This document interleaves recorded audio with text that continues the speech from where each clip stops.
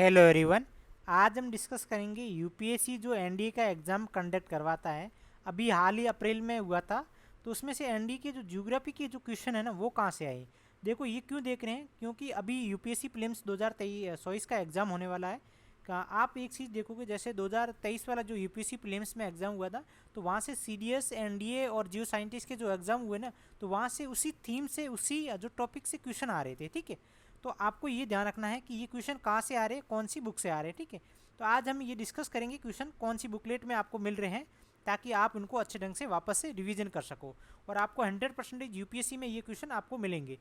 ये लगभग जो 11th क्लास की एनसीईआरटी है वहाँ से आपको क्वेश्चन मिल रहे हैं। मैं आपको प्रूफ बताता हूँ, स्क्रीनशॉट मैंने ले रखे हैं। ठीक है, फर्स्ट नंबर क्वेश्चन है कि भूकंप से संबंधित है। अब इसमें से देखते हैं कि भूपृष्ठ का वो स्थान जो भूकंप का उद्गम केंद्र के ठीक ऊपर होता है उसे भूकंप का अधिकेंद्र कहते हैं। अब यही एनसीईआरटी की जो थर्ड नंबर यूनिट देखोगे 11th क्लास की, तो वहाँ से दे रखा है कि भूतल का वो बिंदु जो उद्गम केंद्र के समीप होता है उसे अधिकेंद्र कहलाता है। इसका मतलब ये स्टेटमेंट राइट है। ठीक, सेकंड है कि भूकंप प्राथमिक और द्वितीय तरंगे उत्पन्न करता है। अब इसमें से ये प्राथमिक तरंगे और द्वितीय तरंगे के बारे में बता रखा है। ठीक है, और उसके बाद जो भूकंप के उद्गम केंद्र से बाहर की ओर संसारित होती है, ये वाला भी स्टेटमेंट सही है। थर्ड नंबर है कि उतले उद्गम केंद्र वाले भूकंप की तुलना में गहरे उद्गम केंद्र वाले भूकंप में अधिक क्षति पहुंचती है। अब इसमें से इन्होंने क्या स्वेप कर रखा है, जैसे मान लेते हैं कि ये अगर आपने एनसीईआरटी को पढ़ा है तो ये वाला जैसे फोकस एरिया यानी अब केंद्र वाला है। तो जैसे भूकंप जो एक तरह से होगा, भूकंप जब उनका जो तरंगे निकलेगी तो वो बाहर की साइड निकलेगी, यानी वो जो एक तरह से देखते हैं ना गहरे उद्गम केंद्र वाला वहाँ पे नहीं होगा। उतले उद्गम केंद्र यानी भूपटी वाला क्षेत्र, वहाँ ज़्यादा क्षति होगी, यानी जो हम रह रहे हैं। ठीक है, तो इसका मतलब ये स्टेटमेंट रॉन्ग है।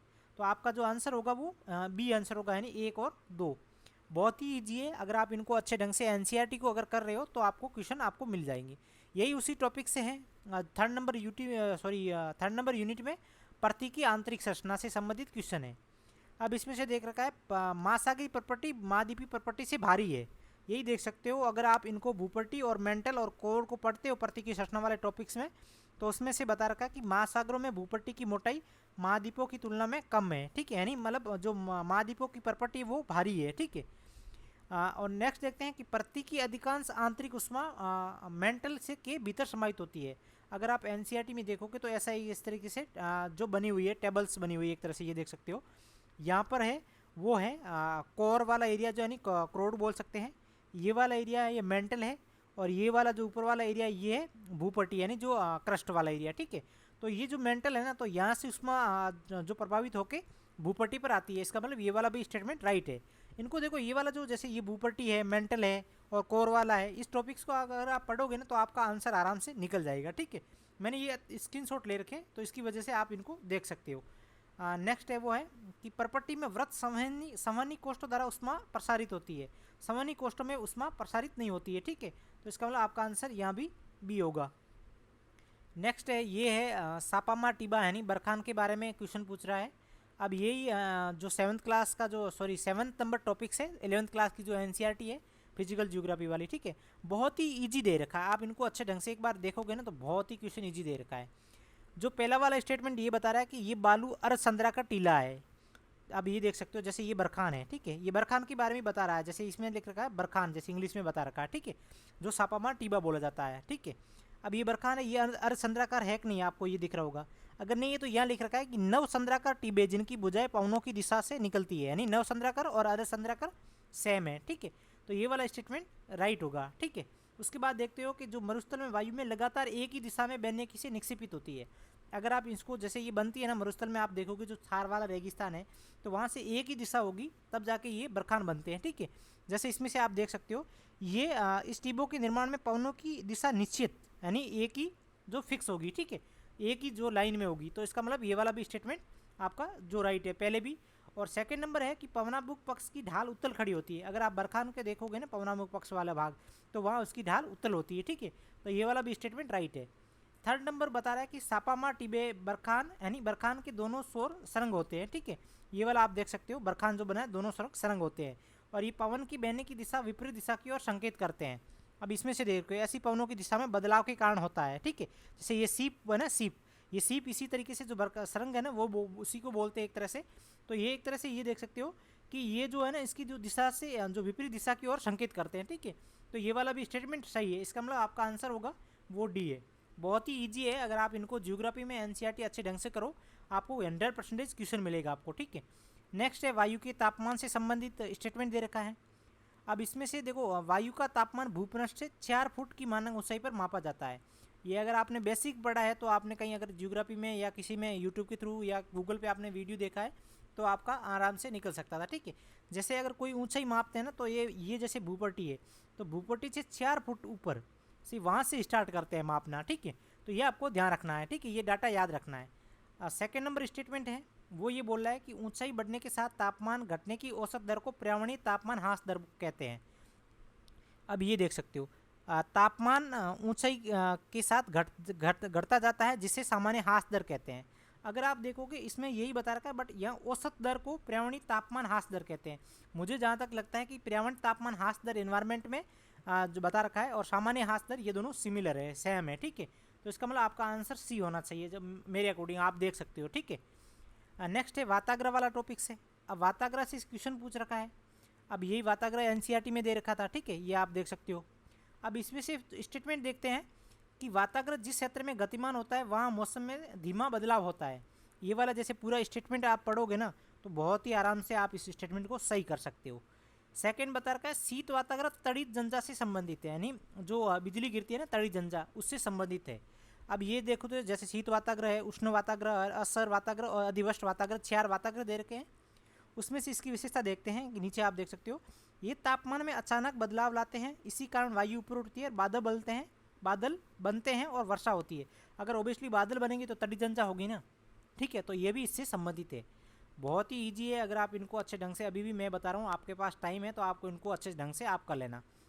थर्ड नंबर स्टेटमेंट ये बता रहा है कि कोष्ण वाताग्रह प्रगामी कोष्ण वायु राशि 37 और ठंडी वायु राशियों के बीच की सीमा है, जहाँ कोष्ण वायु ठंडी वायु के ऊपर अभिभावी होती है और उसके ऊपर उठती है। ये आपको ऐसे हर स्टेटमेंट लग रहा होगा, बट यहाँ अगर आप देखोगे कोष्ण वायु और उष्ण वाला जो ये वाला भाग, अगर इनको अच्छे ढंग से रीड करोगे ना आपका बहुत ही आराम से इसका आंसर निकल सकते हो। अगर देखो ये एनसीईआरटी बेसिक चीज़ें हैं, आप इनको पढ़ो। जो बहुत सारे आपने देखा होगा यूट्यूब के थ्रू जो यूपीएससी में जो सिलेक्शन हुआ है, जो जिनके अच्छी मार्क्स आए हैं, तो वो यही बताते कि आप इनको बेसिक अच्छे से करो तो आपका आंसर या आपका प्रीलिम्स आराम से निकल सकता है, ठीक है। नेक्स्ट क्वेश्चन देखते हैं, उष्ण कटिबंधीय चक्रवात से संबंधित है। अब इसमें से ये देखना, ये वाला टॉपिक्स दे रखा है एनसीईआरटी में। अब ये झंझावत तूफान दक्षिणी अटलांटिक, पूर्वी दक्षिणी प्रशांत को छोड़ के प्रत्येक उष्ण कटिबंधीय महासागर में ग्रीष्म और शरद ऋतु के दौरान उत्पन्न होते हैं। ये वाला स्टेटमेंट बहुत ही सही है, एकदम परफेक्ट। इनको आप अच्छे ढंग से एक बार पढ़ो तब जाके आपका ये आंसर निकलेगा, ठीक है। सेकेंड स्टेटमेंट ये बता रहा है कि उत्तरी अटलांटिक और जो पूर्वी उत्तरी प्रशांत महासागर है ना, वहाँ उष्णकटिबंधीय चक्रवातों को टाइफून के नाम से जाना जाता है। बट एनसीईआरटी में ये दे रखा है कि पश्चिमी प्रशांत और दक्षिणी चीन सागर को टाइफून के नाम से जाना जाता है। इसका मतलब ये वाला स्टेटमेंट रॉन्ग है, ठीक है। थर्ड नंबर देखते हैं, हिंद दक्षिणी प्रशांत महासागरों में आने वाले उष्णकटिबंधीय चक्रवातों को चक्रवात कहा जाता है। ये आप देख सकते हो, हिंद महासागर में चक्रवात के नाम से जाना जाता है। इसका मतलब ये वाला स्टेटमेंट राइट है। आपका आंसर होगा वो होगा सी, यानी 1 और 3, ठीक है। बहुत ही ईजी है, ये 2 स्टेटमेंट एकदम दे रखे हैं, बस यहाँ स्टेटमेंट इन्होंने क्या किया है, घुमा दिया है, यानी जो लिखना था दक्षिणी चीन सागर उसी जगह उन्होंने क्या लिख दिया है, उत्तरी अटलांटिक और प्रशांत महासागर। बस यही स्टेटमेंट इन्होंने चेंज किया, रियल में ये लिखना था स्टेटमेंट, पश्चिमी प्रशांत और दक्षिणी चीन सागर। यानी यूपीएससी किस तरीके से क्वेश्चन में भी कैसे स्वैप कर रहा है तो उनको भी आप अच्छे ढंग से एक बार देख लो, ठीक है। तो ये आपका बहुत ही ईजी क्वेश्चन है, मैं आपको बता रहा हूँ ताकि आप इनको अच्छे ढंग से कर लो। जैसे ये बादलों के बारे में जियो साइंटिस्ट में भी क्वेश्चन आया था, आई थिंक सीडीएस में भी क्वेश्चन आया था, तो इनको देख लेना, क्योंकि यूपीएससी प्रीलिम्स में आपको 2024 में ये क्वेश्चन आपको मिल सकता है बादलों से संबंधित, ठीक है। तो इनको आप अच्छे ढंग से एक बार देख लेना। अभी इस क्वेश्चन में 3 स्टेटमेंट दे रखे हैं, तीनों ही बहुत ही ईजी है, तीनों ही एनसीईआरटी में दे रखे हैं। क्वेश्चन ये बता रहा है कि मेघों की ऊंचाई उनके रूप के आधार पर वर्गीकृत किया गया। ये आप देख सकते हो, इनकी ऊंचाई, विस्तार, घनत्व, पारदर्शिता, अपारदर्शी के आधार पर बादलों को 4 भागों में वर्गीकृत किया गया। एकदम परफेक्ट आंसर है, ऊंचाई दे रखा है, यहाँ भी ऊंचाई दे रखा है। सेकेंड है, ऊंचाई के अनुसार उच्च, मध्य और निम्न मेघों को वर्गीकृत किया गया। ये भी स्टेटमेंट सही है, इसमें भी यहाँ बता रखा है, मैंने उसको आपका स्क्रीनशॉट मैंने नहीं ले रखा है, ठीक है। नेक्स्ट है स्त्री, वर्षा स्त्री और स्त्री कपासी जो मेघ है वो उच्च मेघ होते हैं। अगर आप देखोगे उच्च मेघ वो होते हैं जो पक्षाब मेघ, यानी जो ये पक्षाब मेघ है, उसके बाद कपासी मेघ। अब स्त्री और वर्षा मेघ वो होते हैं जो सबसे नीचे होते हैं, जो बारिश करते हैं, यानी आपको जो गहरे गहरे और काले रंग के दिखते हैं ना, वो होते हैं वर्षा स्त्री वाले मेघ, जो वो सबसे नीचे होते हैं, ना कि उच्च मेघ होते हैं। तो इसका मतलब ये वाला स्टेटमेंट आपका रॉन्ग होगा, ठीक है। ये स्टेटमेंट रॉन्ग होते हैं आप, तो आपका आंसर आराम से निकल सकता है, यानी ए और जो बी आंसर, एक और दो आंसर, ठीक है। ये आप देख सकते हो, यहाँ भी स्त्री मेघ मैंने इसका स्क्रीनशॉट ले रखा है, आप देख सकते हो, ये वर्षा मेघ वाला। तो इनको आप अच्छे ढंग से एक बार देख लेना, ताकि आपका आंसर आराम से निकल सकता है, ठीक है। इसमें से ये वाला स्टेटमेंट छोड़ सकते हो, क्योंकि ये 1 का बताना था, मैंने थोड़ा जलवायु को बता दिया था, मैंने स्क्रीनशॉट भूल से ले लिया था। नेक्स्ट क्वेश्चन है वो है लघु ज्वार भाटा से संबंधित है। लघु ज्वार भाटा यानी निम्न ज्वार और लघु ज्वार भाटा सेम ही है, ठीक है। अगर आप इंग्लिश में देखो तो नीम टाइड का बता रखा होगा, ठीक है। अब इसमें से फर्स्ट नंबर स्टेटमेंट ये बता रहा है कि ये प्रत्येक 14 और 15 दिनों में घटित होता है, और जो चंद्रमा की प्रथम और तृतीय चतुर्थांश क्वार्टर के समय होता है। ये कहाँ पर होता है, ये आप ये देख सकते हो, ये निम्न ज्वार के बीच 7 दिन का अंतर होता है, ना कि 14 और 15 दिन। ये स्टेटमेंट रॉन्ग हो गया। उसके बाद सेकंड स्टेटमेंट देखते हैं, इस ज्वार भाटे का लघु ज्वार परिसर होता है क्योंकि चंद्रमा सूर्य की गुरुत्वाकर्षण शक्तियों का समकोणीय स्थिति में होता है। यही आप देख सकते हो, चंद्रमा सूर्य एक दूसरे के समकोण पे होते हैं, इसका मतलब ये वाला स्टेटमेंट सही है। तो आपका आंसर बी निकल गया। बहुत ही ईजी है, एनसीईआरटी में ये सब कुछ मैंने स्क्रीनशॉट लिए है, 11th क्लास की जो एनसीईआरटी है वहाँ से मैंने सब कुछ स्क्रीनशॉट लिए है, ठीक है। ये क्वेश्चन देखोगे तो यूपीएससी प्रीलिम्स में एक 1 लाइनर क्वेश्चन भी आया था अवरक्त तरंगों का, आप देखना, वहीं से इन्होंने क्वेश्चन पूछा है और वहीं से मैंने इनका स्क्रीनशॉट ले रखा, आप देख सकते हो, ठीक है। अब इन्होंने क्या पूछा है कि अवरक्त तरंगों को उष्मा तरंगे कहा जाता है, उसका स्पष्टीकरण ये है कि नहीं वो देखते हैं। जल के अणु अवरक्त तरंगों की आसानी से अवशोषित कर लेते हैं, ये तो स्टेटमेंट सही है। जैसे आप ये देखो कि जल वाष्प, ओजोन और अन्य किरण अवरक्त विकिरण को अवशोषित कर लेते हैं, यानी सेम स्टेटमेंट लिख रखा है। जल वाष्प वाला अपना देखना, ये जल के अणु को बता रहा है, ठीक है। तो ये वाला स्टेटमेंट सही है, ये भी स्टेटमेंट सही लग रहा है, बट इसका स्पष्टीकरण मुझे नहीं लग रहा है, जहाँ तक मुझे मेरा आइडिया कह रहा है कि इसका स्पष्टीकरण नहीं लग रहा है, ठीक है। तो ये स्टेटमेंट आप देख सकते हो, क्योंकि ये देखो क्वेश्चन वहीं से आ रहे हैं, एनसीईआरटी से आ रहे हैं, ये सेम सिमिलर लाइन लिखी हुई है, देख सकते हो। जल के अणु को इतना बस कर रखा है, फिर अवरक्त तरंगों को आसानी से अवशोषित कर लेते हैं, यही बता रखा है, अवरक्त तरंगों को अवशोषित कर लेते हैं, ठीक है। तो ये यूपीएससी प्रीलिम्स 2023 में भी आया था क्वेश्चन, आप देख सकते हो, 1 लाइनर क्वेश्चन। तो इस तरीके से यूपीएससी प्रीलिम्स में भी आपको क्वेश्चन मिल सकते हैं 2024 में ज्योग्राफी से, इन्हीं टॉपिक से। जैसे ये बादल वाला है, ज्वार भाटा वाला टॉपिक्स है, इनको अच्छे से करना। जो एनसीईआरटी के जो 3rd नंबर यूनिट है वो बहुत ही इंपॉर्टेंट है अब की बार, वहाँ से जियो साइंटिस्ट में भी इन्होंने क्वेश्चन पूछा है, सीडीएस में भी पूछा है, तो इनको अच्छे ढंग से एक बार देख लेना, ताकि आपके आंसर और आपका रिवीजन दोनों ही आपका सही ढंग से हो सके।